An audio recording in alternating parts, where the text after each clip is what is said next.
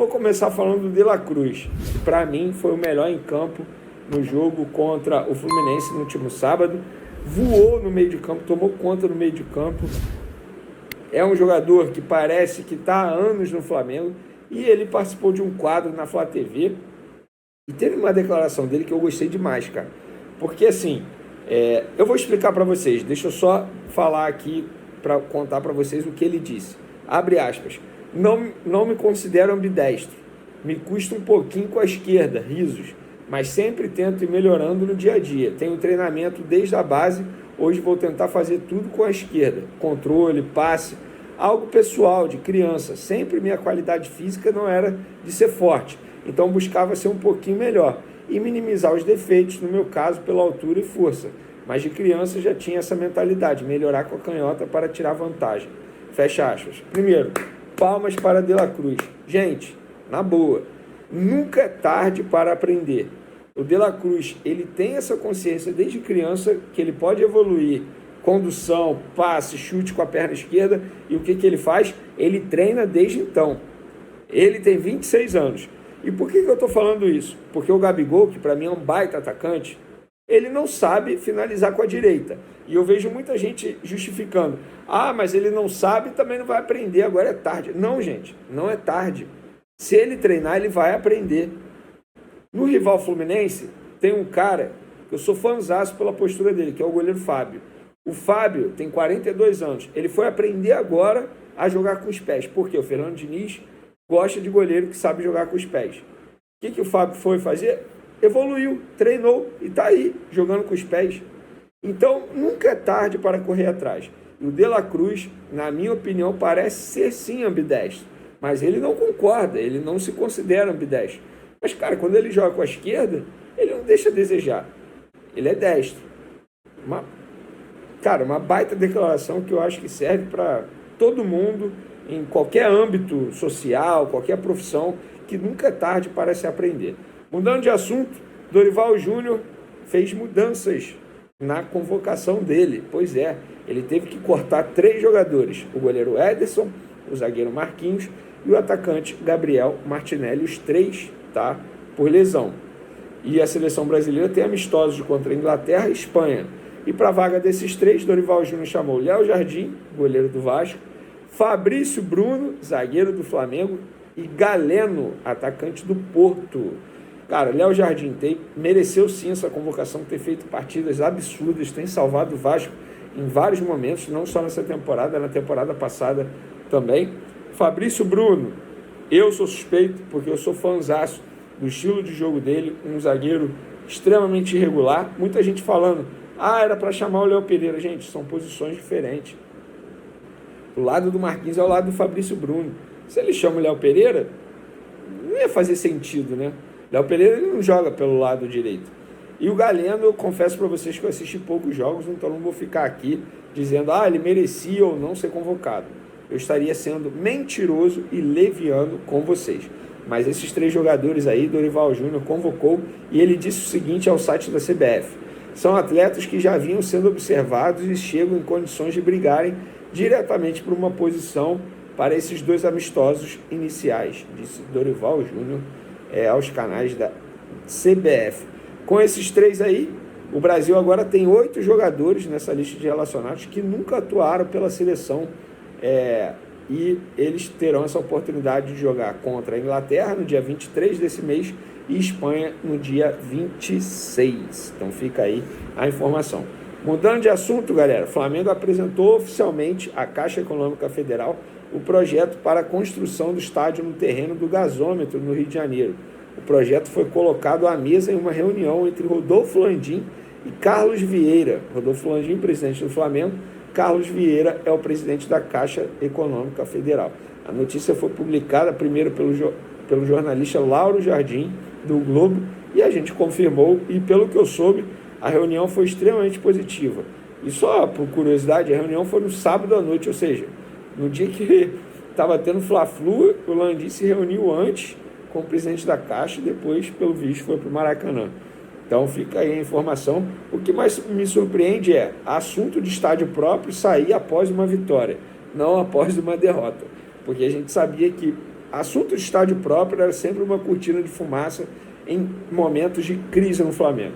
Mas agora não tem crise, porque o Flamengo está comendo a bola. Inclusive, falei hoje no SBT Sport, eu não vejo o Flamengo perdendo para o Fluminense, tomando 3 gols do Fluminense e não fazendo nenhum. E eu não vejo o Flamengo perdendo nem para o Nova Iguaçu, nem para o Vasco na final do Campeonato Carioca em 2 jogos e ainda tendo a oportunidade, tendo a vantagem do empate nos 2 duelos. Então, para mim, o Flamengo, hoje é dia 11 de março, para mim o Flamengo será o campeão carioca, tá bom? Vamos mudar de assunto, vamos falar agora de caso polêmico, extracampo, envolvido, um jogador do Flamengo envolvido aí uma briga, uma suposta agressão, porque o empresário Caio Mana registrou nesta segunda-feira boletim de ocorrência contra o Wesley, o lateral direito do Flamengo. E o Caio afirma no boletim de ocorrência ter sido vítima de agressão do jogador em um quiosque na Praia da Barra da Tijuca, no Rio de Janeiro, na noite do último domingo. Domingo foi folga do Flamengo, tá? Os jogadores se representaram nessa segunda. No depoimento, Caio disse que teve uma discussão. Essa discussão começou após o Wesley dizer ou acusar que ele teria tirado uma foto sem autorização do Wesley com um amigo no quiosque. O homem também estava acompanhado de um amigo e ambos disseram que não haviam feito qualquer imagem do jogador. E nessa discussão aí teve até ameaça de morte. Então, o SBT teve acesso ao boletim de ocorrência, de fato, procede tudo aí que o Caio disse. Agora é averiguar os fatos. Lá no Flamengo me disseram que o Wesley se reapresentou hoje normalmente, inclusive fez trabalho à parte, porque ele está se recuperando de uma lesão muscular, e quem está cuidando do caso é o Marcos Braz, vice-presidente de futebol do Flamengo. Eu aqui, a minha opinião é o seguinte, não faltou a treino, eu não tenho que ficar aqui dizendo, o Wesley está errado. Agora, fora de campo, é óbvio que ele tem que tomar cuidado com a imagem dele, porque a imagem dele está atrelada ao Flamengo e vice-versa. A imagem do Flamengo também está atrelada a ele. Tem que ter apuração dos fatos. Eu não vou ficar aqui dizendo que o Wesley errou ou não, porque isso é uma acusação. E se o Caio, que é um empresário, está acusando, ele vai ter provas, ou não também. Então, antes de qualquer definição, decisão da justiça, vamos aguardar. Vídeo que aconteceu recentemente com o Marcos Braz, porque ele deu uma entrevista coletiva, mentiu, depois foi comprovado que o que ele disse não era verdade, que o entregador que foi vítima dele de agressão havia dito a verdade. Agora vamos esperar a apuração do caso aí, que obviamente a polícia está apurando esse assunto.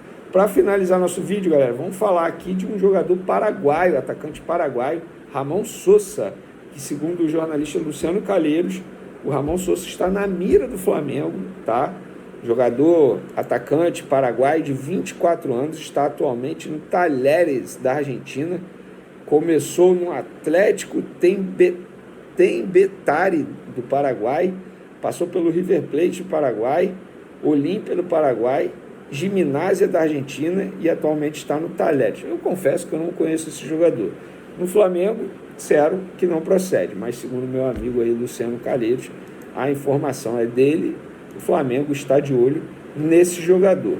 Ei, sejam todos muito bem-vindos aqui ao canal Fala João Guilherme, com um vídeo muito especial para falar de um assunto que é comentado há muito tempo, está no imaginário popular, faz parte da gozação, das provocações no dia a dia no futebol, mas agora chegamos com uma informação concreta e que foi muito divulgada nesta segunda-feira, dia 11 de março de 2024.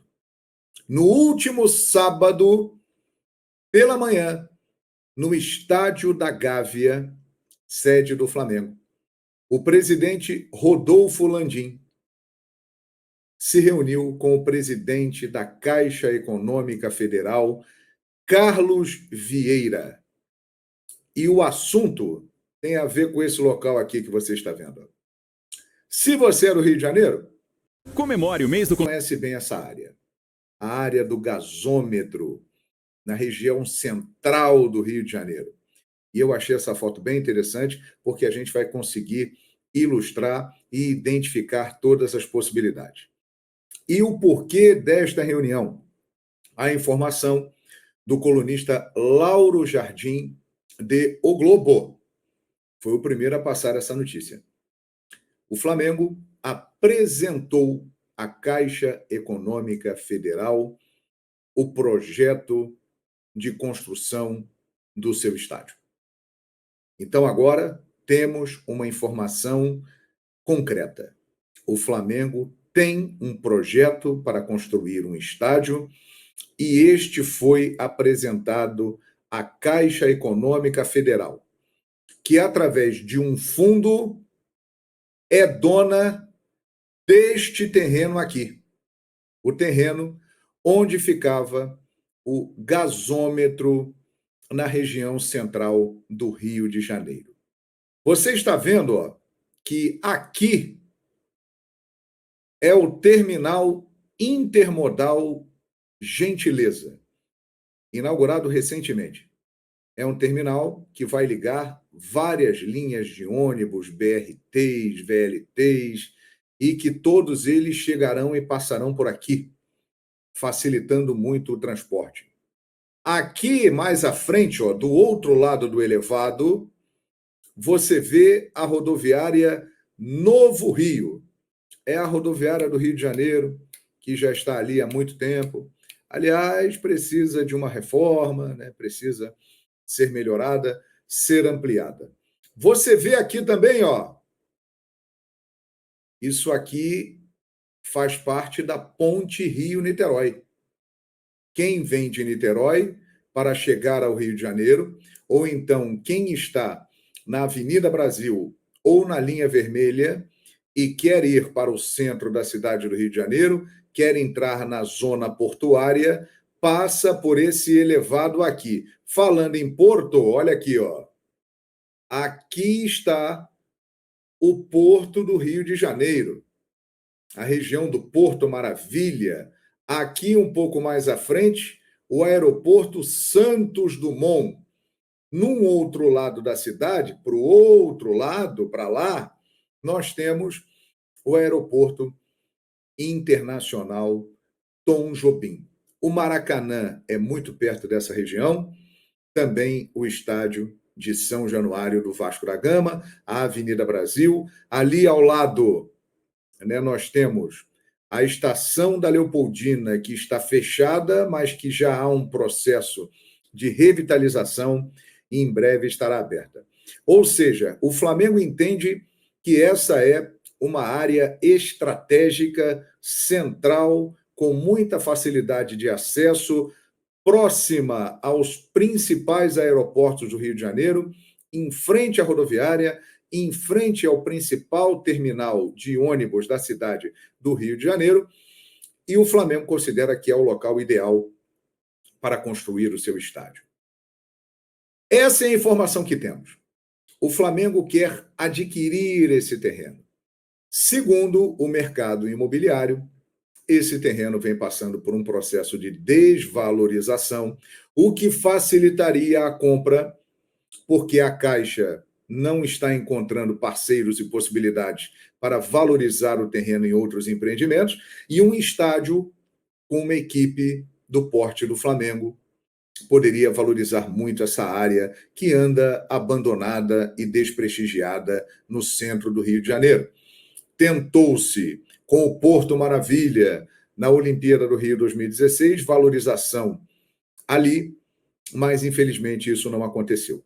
E essa construção do estádio do Flamengo, ela é uma possibilidade clara de haver um grande fluxo de pessoas, uma valorização e até mesmo o surgimento de uma nova área nobre na cidade do Rio de Janeiro.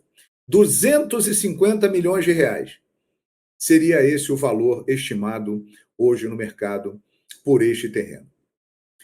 Não sabemos como vai funcionar a negociação, como o Flamengo irá fazer para adquirir esse terreno, através de uma parceria, se o Flamengo irá comprar. Não sabemos disso e não vamos especular. O importante deste vídeo é trazer o seguinte: o Flamengo apresentou um projeto de construção do seu estádio. Aqui, na região do gasômetro, em frente à Baía de Guanabara, no Rio de Janeiro, na descida da Ponte Rio-Niterói. Uma localização bem central.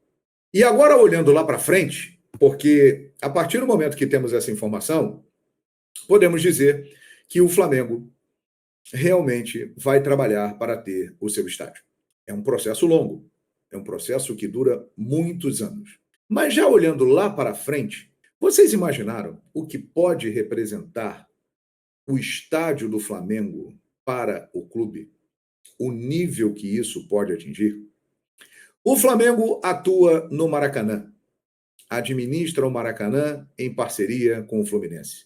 O Flamengo é o campeão de bilheteria do futebol brasileiro e sempre teve as médias mais altas de público do futebol brasileiro, recordista de arrecadação, dos 20 maiores públicos da história do futebol brasileiro, 14 tem a presença do Flamengo, sempre em momentos marcantes no Maracanã. Ao longo de todos esses anos, o Flamengo construiu uma nação, uma torcida que, segundo as pesquisas recentes, está ultrapassando a marca de 46 milhões de torcedores. Mas o Flamengo jogando no Maracanã, é claro que ele ganha muito dinheiro, ele pega uma parte desse lucro, mas outra vai para o governo do estado, para a federação e outras partes envolvidas. O Flamengo tendo o seu estádio, a arrecadação será do Flamengo. Basta avaliar algumas músicas por Tudo que for arrecadado neste estádio será do Flamengo, com várias possibilidades. Shows que podem acontecer, empreendimentos que podem estar acoplados ali ao estádio, como restaurantes, lojas, centro de diversão e outras coisas mais. Museu, que temos um belíssimo lá na Gávea, mas que pode ser colocado também no estádio do Flamengo, né? Visitação, tour, ou seja, o Flamengo construindo seu estádio, ele vai dar um passo como grandes times do mundo já deram há muito tempo. Real Madrid, Barcelona, Boca Juniors, pegando alguns exemplos, de times que têm no seu estádio uma fonte de arrecadação extraordinária e que ajudam a sustentar essa máquina chamada futebol. Saudações rubro-negras, sejam todos bem-vindos e bem-vindas ao nosso canal Mengão News Oficial. Então é isso aí, rapaziada, espero que vocês tenham gostado. Se você não é inscrito, inscreva-se no canal, deixe o seu like, ative o sininho de notificações e comente aí, pessoal, o que você achou dessa informação, né, sobre o Flamengo ter o seu estádio próprio. O que é que você acha a respeito disso, beleza? Então foi uma excelente notícia aí, né, o Flamengo conseguindo ter o terreno para poder fazer o seu próprio estádio, sem dúvidas, é uma excelente notícia para a equipe do Flamengo, né? Então, também comente aí, pessoal, a sua opinião, né, a respeito do De La Cruz. Cara, na minha opinião, é como o Vene falou, né, parece que o De La Cruz está há muito tempo já na equipe do Flamengo e o Gerson, para voltar aí, né, a ser titular do Flamengo, vai ter que comer muita grama, tem que comer muita bola para poder assumir de novo a titularidade, né? O Flamengo agora é um time que joga mais para frente, é um time mais rápido, né? Não tem aquela é certo que tem momentos do jogo que tem que ter aquela dosada, né? Tem que saber controlar o jogo, mas com o De La Cruz o Flamengo consegue fazer isso o tempo todo, né? Consegue manter velocidade, consegue acalmar o jogo, consegue trabalhar a bola, consegue criar oportunidades. Então o Flamengo agora tá bem encaixadinho, né? Então, na sua opinião, quando o Gerson voltar, ele vai ser titular ou deve ser banco? Comente aí, deixa a sua opinião. Essa aqui foi mais uma notícia, se Deus permitir, mais tarde voltarei com mais informações do nosso Mengão.